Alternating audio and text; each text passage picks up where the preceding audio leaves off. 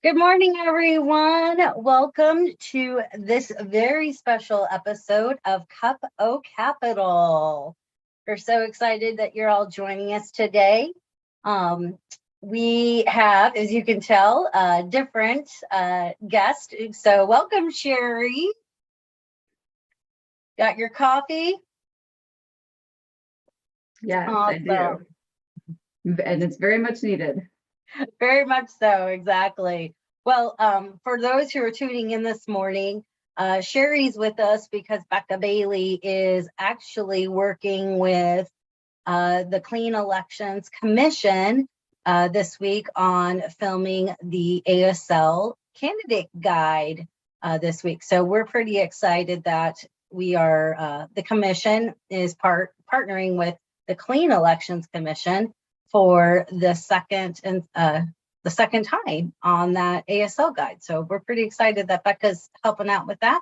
And that means we get to talk with you, Sherry. Yeah, exactly. Yay, good morning. Good morning.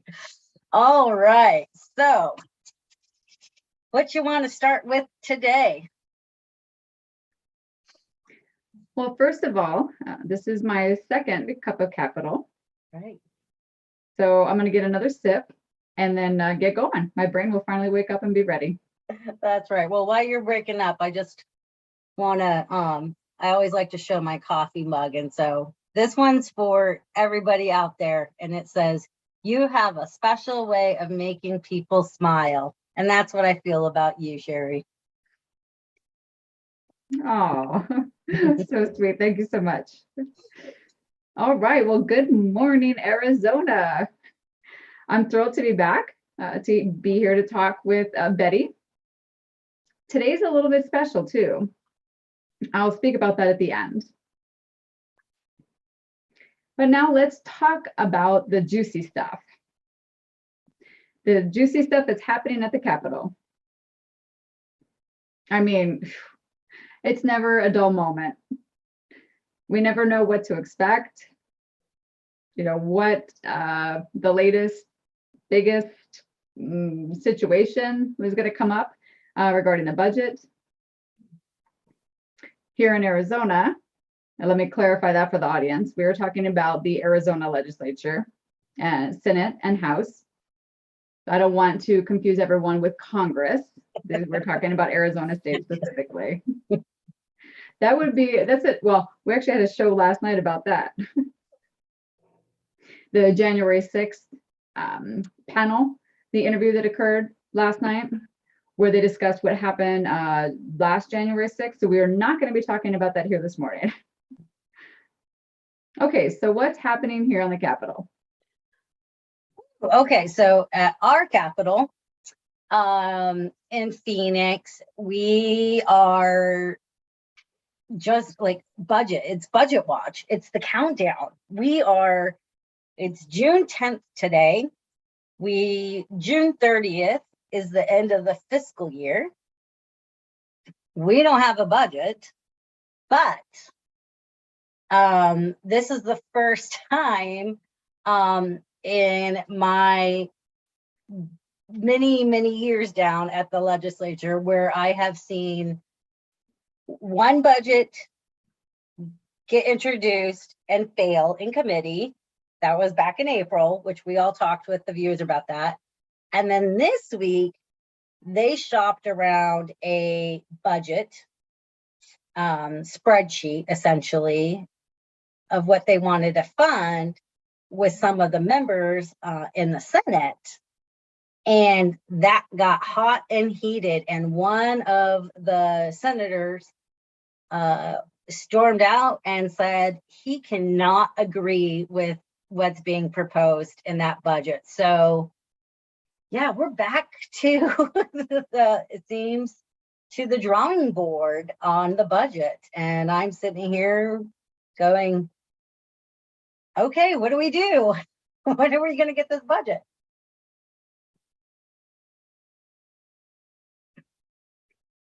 Yes, that's right. I remember reading that. As a state agency, all of us have our eyes on the budget. We're always worried how long it's going to take for the legislature to approve and pass a budget for all state agencies within Arizona. So we tend to start getting nervous in June. And so if we don't have the budget passed by June 30th, then what happens? Right? Exactly. Well, take a sip. Yeah, let me pause for a second. Worst case scenario, if we do not have a budget by 11:59 p.m. on June 30th, then the Arizona government will shut down at midnight on July 1. That's doomsday, scenario. I don't think we're going to get to a government shutdown. I think we will be pushing that 11:59 p.m. Deadline, but I don't see us shutting down. But the politics of it is we have, we have the one senator who has nothing to lose in this other than his conviction for what he would like to have funded. He's not running for re-election. He's always been a policymaker with convictions. And what I mean by that is he really stands by his beliefs and why he was elected. And so he's willing to fight that fight. And that's what, is coming out. Now, that's giving some headaches to everybody. But yeah, go ahead. Because of that, that's why it's important, because his vote matters. Oh, yes. Yep. And that's why we don't have the budget, because of what you just stated. Mm-hmm. And that person, when it speaks to the legislature, that's critical. He has a critical role within the vote.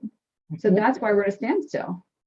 Exactly. And he's a critical member. When you have in the Senate, we only have a 1-vote majority, because you have to have 16 votes to pass any legislation, including the budget, because the budget, for everyone watching, and I know we've talked about this in the past, goes through the same process as any other bill. So it has to clear committee, it has to clear a floor vote.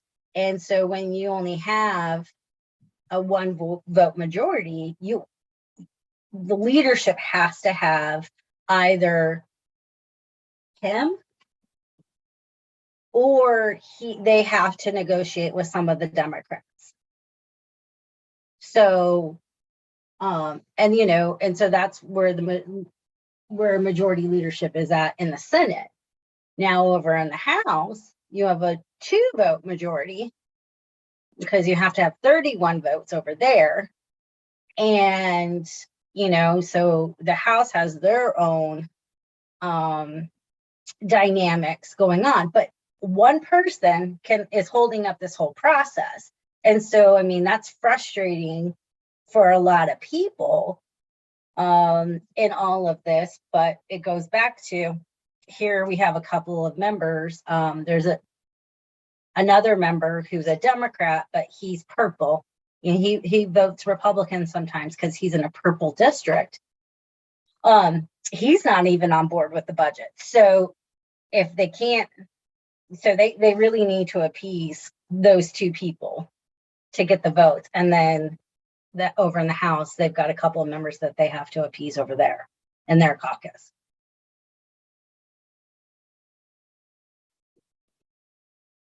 Yes. And the legislature already adjourned, I believe, just this past Wednesday. And they will reconvene on Monday, this coming Monday, June 13th. Mhm. So what do you think will happen next week then? Nothing, because there's a couple of there's a senator that has is going on an Alaska vacation starting today. There's a couple of other members in the House that also have vacation plans. Because it goes back to, no one thought we would be here with the budget in the middle of June in an election year. Everyone thought we would be done by April, at the end of April. So the fact that we're still here is mind-blowing. Yes, it is. I don't think anything's going to happen next week.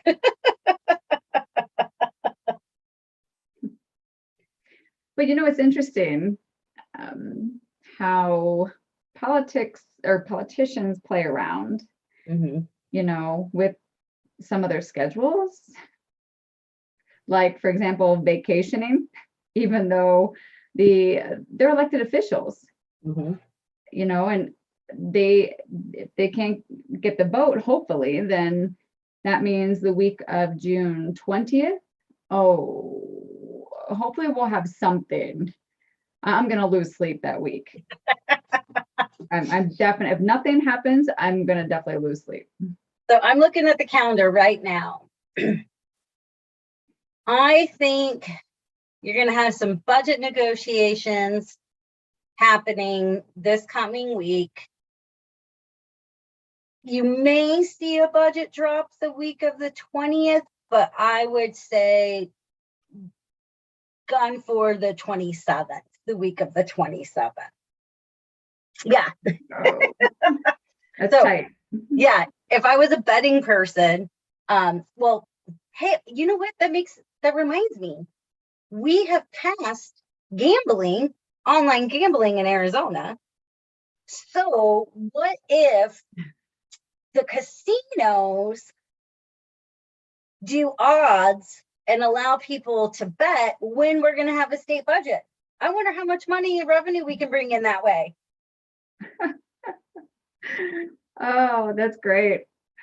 Talk about giving back to the state revenue. That's funny, especially here in Arizona. We have so many casinos. That's pretty good.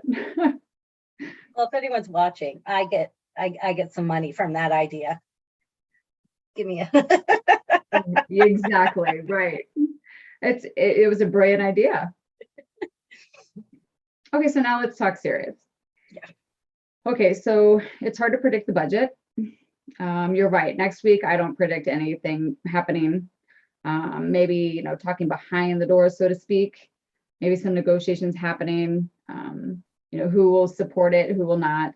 And I agree. I think the following week will probably be interesting. And for sure that last week of June. So now, are there any other bills that are happening right now, especially now that we're so close? Are there any other activities happening at the Capitol? Yeah, pardon me.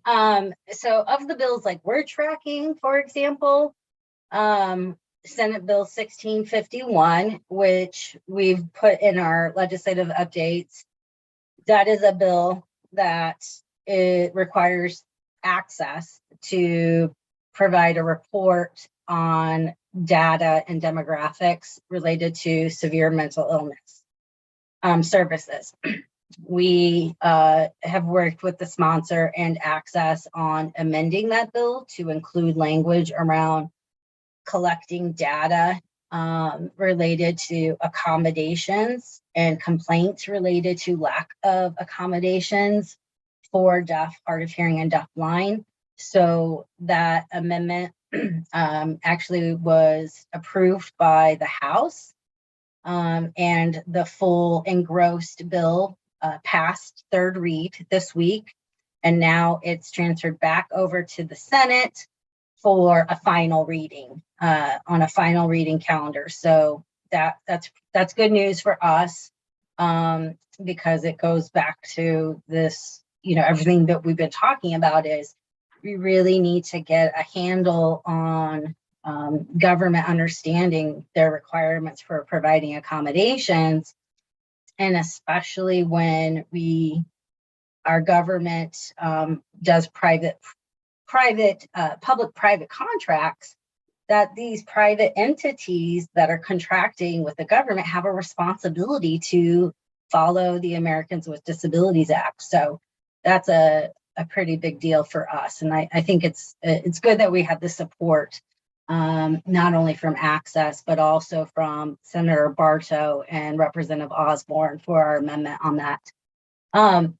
Another thing that happened early, it happened last week, and we didn't have capital, but one of the bills that we were following was, it was regarding higher education and individuals with disabilities, and the bill number is 2031, and it was individuals with a disability who have an IEP.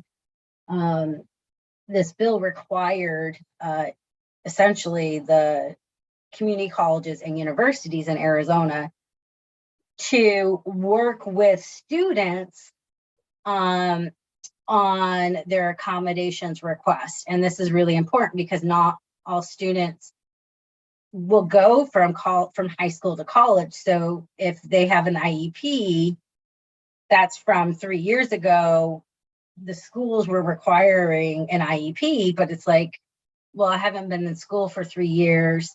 Why are you requiring that? So that was I thought that bill was actually signed by the governor late last week. So that's big news for our community. So any of y'all want to go back to school, universities and community colleges now have to be transparent in their policies related to accommodation requests and what documentation will be needed to prove the disability and the accommodations needed. So I think that's a big win for even our communities. So yeah, other than that, it's been, like you said, Sherry, they adjourned on Wednesday of this week. So we only had a day and a half of legislative business again this week. So Yes. And I wouldn't be surprised if the same thing happens next week. They'll probably call for a short week for them, and have no action. Yeah. So things are slowing down, so to speak. And everything's going to turn to be all about the budget. There's going to be a big budget watch. So, we'll just have to keep the public posted as we proceed. Sometimes things proceed quickly, and sometimes we're not able to post information if it does occur too quickly. Well, that's something that I think is important, is once the budget drops, it's going to move so quickly. They're going to drop the budget, and then they're going to go all day and all night. And then I anticipate once they get the votes and then they transfer, then we're going to sine die immediately after. So that's something that's really important to know, is like what we do as lobbyists is we sit and we watch, because it's going to move so quickly, and it's just constant chaos once that budget drops. Yes, you're right. It can become like a marathon, and it just goes and goes, just as you explained, Betty. So for the audience, I want to make sure that you recognize that sometimes it proceeds so quickly that we don't have the opportunity to post. So you might have to just, focus or pay attention to the local media, public media.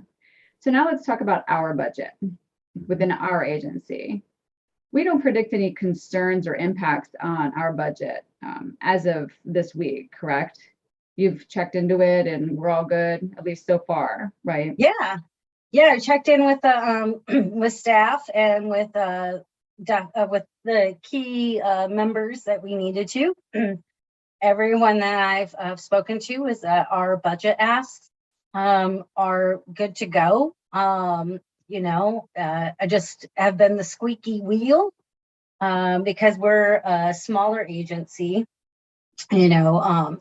compared to agencies like the Department of Economic Security, the prisons. We're not even a potato. We're like the smallest, We're more like a pea. we're a pea, exactly. And it's not, that we don't matter. It's just in the grand scheme of budget, we We're are just off to such the a side. small, we're like this little compared to like the Department of Economic Security budget, I think is like $100 million. It's not really that, but that's what we're talking about. Like, so, yeah, I've been poking, and everyone I've talked to so far said the commission is solid, and they love the work that we do, and they see the work that we do, and so I see nothing that's going to concern me, but until we see it in black and white, we just got to trust. Right. I think it's important that, we share with our community how things are going and let them know that we are monitoring and that we don't feel threatened. At least not so far. There are no threats to our budget as is. So the only thing that could possibly change what we call our asks, like new positions, special one-time funding requests, that's where it's kind of up in the air. But so far, it seems that we have that support. But as we said, we do have to wait till the budget is dropped. We see it in black and white. I'm not concerned at this point. I worry about making sure that we have a budget as of July 1st. Yes. That's my bigger concern. I have to tell you a story. I think I probably told you before the audience. This is before you came on the agency. Just real quick. I have actually witnessed an agency shut down after July 1st. Mm-hmm. That agency went through a sunset review. Mm-hmm. And if the sunset review was not approved, then they had to shut down. Uh-huh. No, so that happened here in Arizona. Yeah. I mean, Yeah. they literally they locked the doors on this agency. The next day, staff got there, tried to go in, they couldn't, they were locked out. And I'm not going to name which agency I'm speaking of. It wasn't a large department, no. But that was one of the, smaller agencies. And so I have seen it myself. So even though their situation is different and it wasn't pertaining to the budget, but just, wow. I mean, just think about the nerves, the anxiety that we feel. But anyway. Well, that's true. That's kind of what I was feeling in 2020, because our sunset review was that session. Right. And COVID hit right in the middle of the session, and we had our sunrise bill going through, and I was sweating. I was new, y'all. No one knew me. The community was starting to learn who I was. Here I was, this new person, and I had the weight of the agency continuing on my shoulders, and then COVID hit, and everyone shifted to virtual, and we weren't allowed to like go in person and and bug members. I mean, like, that's the lobbyist job, is like when a member can't meet with you, whether because they don't want to or their schedule's busy, like my job is to find them in the hallways and and talk with them. And here I was in a situation where I couldn't do that. My only option was phone, and members cannot answer the phone. And so, it's easy to ignore. Like, how many times do we just like click, deny, I don't want to talk to you. And so I remember that very distinctly in 2020, having that and fearing that our bill was not going to get through because of the early shutdown of COVID, and that year they passed a skinny budget, and they just I think I was up till 4 o'clock in the morning, watching to see if our bill was going to get through session. And I mean, obviously, fortunately it did, but there was a lot of text messages at 2 o'clock in the morning going, put my bill on the floor, put my bill on the floor. And yeah, I remember that. So believe me, I understand what that agency was feeling like, because I was feeling the same way. Sure, exactly. Anything can happen. But I do feel optimistic. I feel all good things are going to come out at the end. So now, one thing that I would like to announce and let everyone know today is that today is the last Cup of Capital series. It's the end. Betty, it's also her last one as well. She is going to be moving on to her next chapter of her life, her next journey. Her last day with us is next Tuesday. So I would like for everyone to join me in sending her off with wonderful congratulations, a thank you, appreciation for everything she's done for our community during her time with ACDHH. So I'll turn it over to you now and give you the opportunity, Betty, to close and close this weekly series that you set up. Thank you, Sherry, so much. It's true. This is the last episode of Cup of Capital for this legislative session. It is also going to be the last Cup of Capital that you will see with me. I am extremely humbled and honored to have been the advocate for the deaf, hard of hearing, and deafblind communities for the commission for the last 3 years and 4 legislative sessions down at our state capitol. It has been one of my greatest experiences to have been welcomed to this community. And I appreciate every single one of you who emailed us, asked questions, who got involved within policy. Like, you made a difference. And those emails and your testifying down at the Capitol, keep it up. Elections and voting and policy, I firmly believe in it. It's our civic duty to hold our elected officials not only accountable, but to let them know that we're there and we have a life that we are deserving of living. And so if they don't know your cause and your voice, then we have to change that. And so I just really want to say thank you to everyone at the commission, everyone I've worked with in the community. I am completely humbled and honored to have worked with all of you. And I hope y'all continue to be engaged. And if you haven't registered to vote yet, get out and register to vote. So with that, I just want to say y'all have a special way of making us smile. Now enjoy your day, enjoy your coffee, and we'll see you all soon.